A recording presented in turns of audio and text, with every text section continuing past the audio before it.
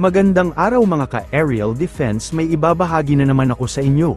Dahil ngayong araw na ito ay may pag-uusapan tayo tungkol sa depensa.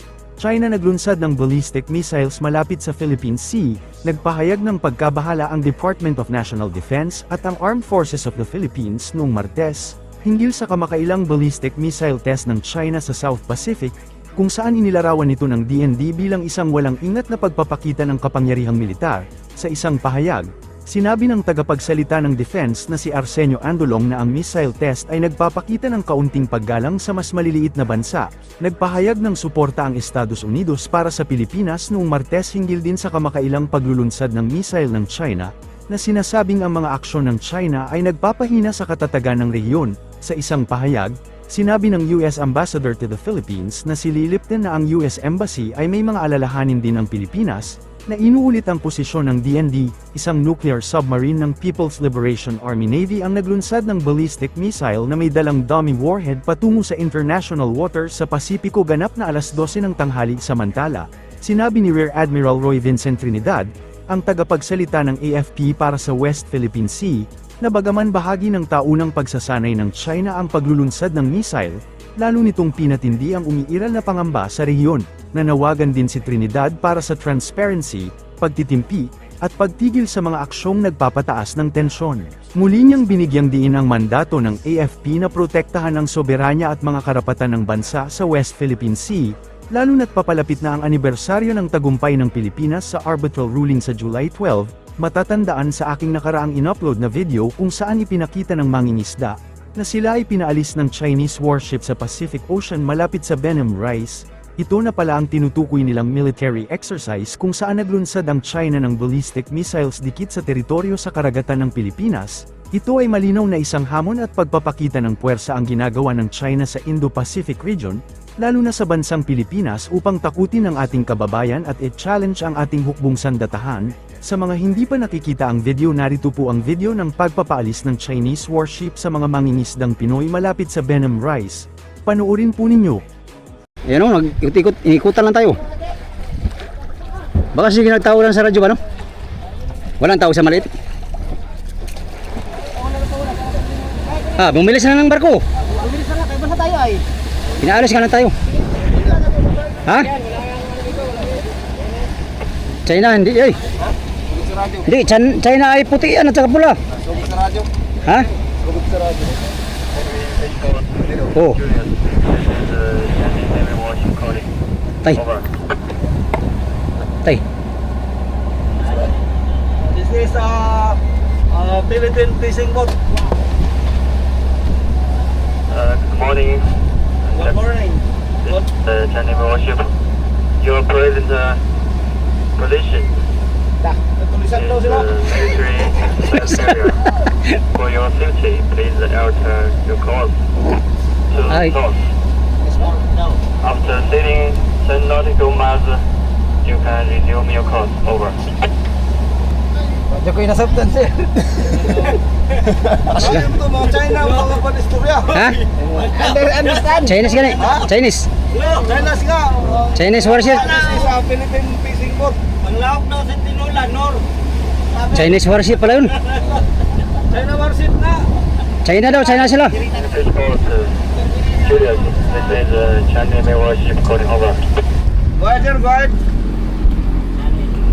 Captain, alter your course and go 180. After sailing 10 nautical miles, you can resume your course. Ahead of you, this area is our military exercise. For your safety, you can go 180.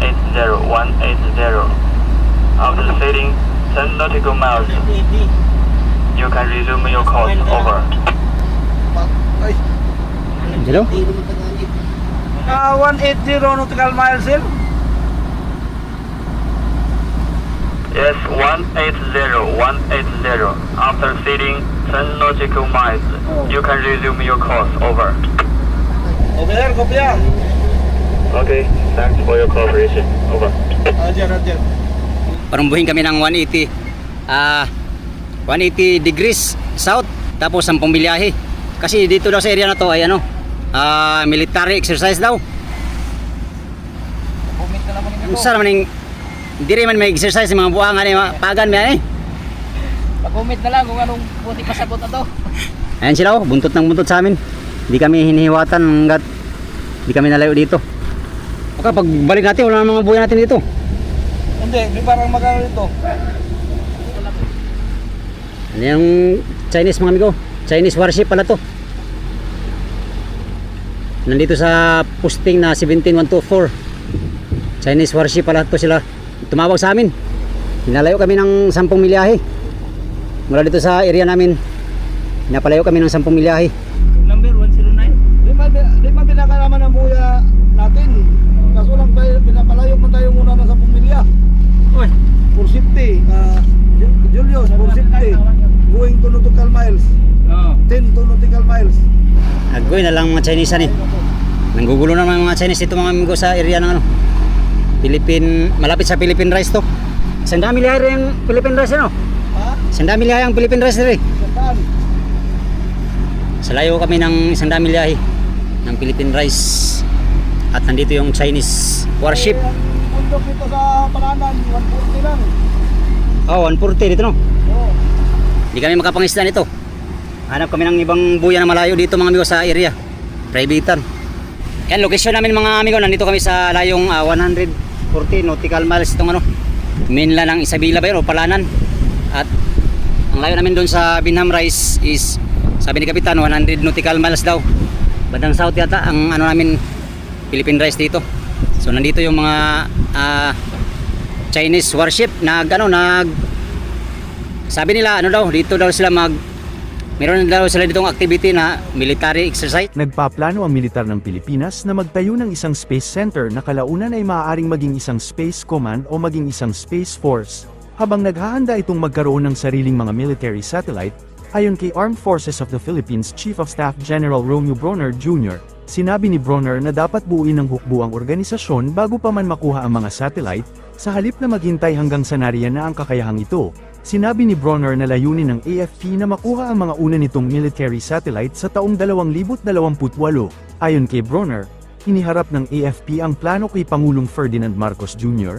Sa isang pagpupulong at kasalukuyan ng isinasagawa ang proyekto, makikipagtulungan ang Philippine Space Agency sa AFP para sa inisyatibong ito. It's really the most important thing is really to look at the situation and plan for the future. Plan for the future, because if you start acting once the threat is there, it's too late. For instance, we are now planning to create our space center, which will eventually evolve into a space force or a space command. Now, sabi ng mga tao, bakit kailangan natin na wala naman tayong satellites? Now, if we wait for the time that we will have our own satellites, which we will, in fact, we are already planning and we already have a budget for that. If we wait for that time when we actually acquire our satellites, it will be too late if that's the only time that we create a unit. So as early as now, ginagawa na natin yung unit. Anyway, meron naman na tayong mga services that we are tapping in order for us to be able to take advantage of space technology. It will be a center kasi nga we're going to start small muna and then later on we're going to expand into a space command or a space force. Kasi kailangan natin dalawang napaka-importanteng gamit ng space. Number one is ISR, yung eye in the sky, para nakikita natin yung nangyayari sa lupa at sa ating karagatan. And second is to connect all our systems, no? So yung communication systems natin, yung command and control systems natin, missile systems, drone systems, etc. Anong timeline? Clarification, military satellite. Military satellites. Now, in the works na. Yes. Meron na po, ano po yung timeline po? Hopefully by 2028 magkaroon na tayo. That's quite... Yeah. May funding na. May funding nang in-approve si President for that. In fact, utos po ni Pangulo ito nung December command conference natin. No, during the year-end 2025 command conference, sabi niya, why don't you have your own satellites? So from that guidance, we started planning. We presented it to him today, to the President today, na it's already in the works. Yung utos niya nung December, ginagawa na natin. Sino po partner natin dito? Philippine Space Agency ang partner natin dito because they already have the GEO satellite. So siguro tayo baka we will start with the low orbit satellites muna. But this will all be interconnected. So makikita mo no, talagang forward looking na tayo sa Armed Forces of the Philippines. At nakikisabay na tayo sa mga ibang armed forces na more developed. Kaya natin sumabay. Cyber, kita nyo yung kanina rinesend namin kay Presidente. We were attacked. Cyber attacks for more than 3 million times since January of this year. And we have been successful in preventing the attack, no? The intrusion into our system. So ganun po kagaling yung ating mga cyber warriors, and later on we're moving really very fast in terms of our modernization. So yung susunod na Chief of Staff ay dapat mabilis rin yung kanyang pag-adopt ng technology, no?